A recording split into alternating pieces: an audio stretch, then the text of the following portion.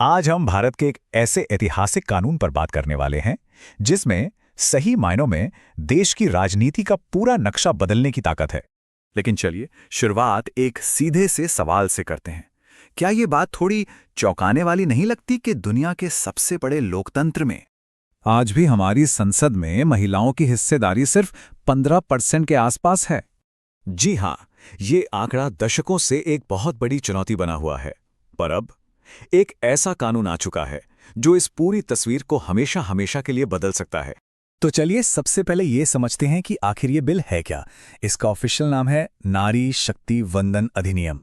देखिए, ये कानून एक बहुत ही बड़ा और सीधा प्रावधान करता है। लोकसभा यानी हमारे संसद का निचला सदन और देश की सभी राज्य विधानसभाओं में 33% सीटें अब सिर्फ महिलाओं के लिए आरक्षित होंगी। तो इसका असल मतलब क्या हुआ? इसका मतलब ये है कि अब से संसद और विधानसभाओं में हर तीसरी सीट पर एक महिला नेता होंगी। सोचिए जरा, ये एक तरह का क्रांतिकारी बदलाव है जो देश की आधी आबादी को सीधे पॉलिटिक्स के सेंटर में ले आएगा। लेकिन यहाँ एक बहुत दिलचस्प बात है, ये आइडिया कोई बिल्कुल नया नहीं है। तो सवाल ये उठता है कि भाई इसे कानून बनने में इतना लंबा वक्त क्यों लग गया, पूरे 27 साल का सफर। चलिए इस सफर पर एक नजर डालते हैं। ये बिल पहली बार 1996 में पेश किया गया था, लेकिन उसके बाद 1996 से लेकर 2023 तक ये लगातार विरोध, तीखी राजनीतिक बहसों और ना जाने कितनी ही देरी का शिकार होता रहा। और फिर आखिरकार 2023 में संसद ने इसे मंजूरी दे दी। लगभग आप सोचिए 3 दशकों के लंबे इंतजार के बाद ये बिल कानून बन पाया। ये दिखाता है कि इसका रास्ता कितना मुश्किल और चुनौतियों से भरा हुआ था। ठीक है, तो अब आते हैं सबसे बड़े सवाल पर। कानून तो बन गया, पर यह लागू कब होगा? और यहीं पर कहानी में 2 बड़ी शर्तें सामने आती हैं। तो क्या ये आरक्षण फौरन लागू हो जाएगा?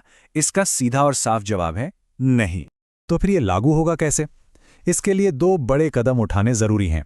पहला, देश में एक नई जनगणना करानी होगी, और दूसरा, उस जनगणना के जो नए आंकड़े आएंगे उनके आधार पर चुनावी क्षेत्रों का फिर से बंटवारा होगा, जिसे डिलिमिटेशन भी कहते हैं।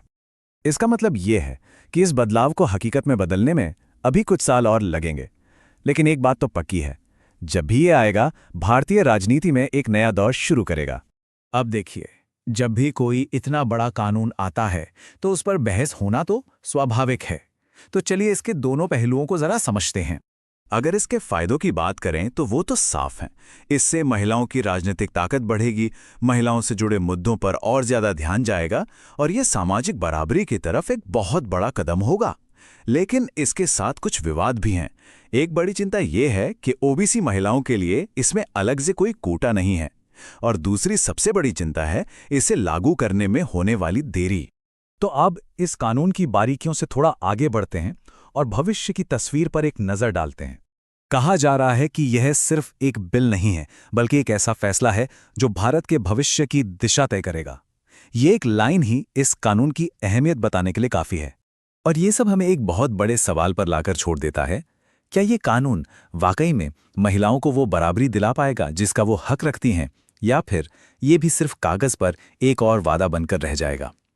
खैर, इसका जवाब तो सिर्फ आने वाला वक्त ही देगा।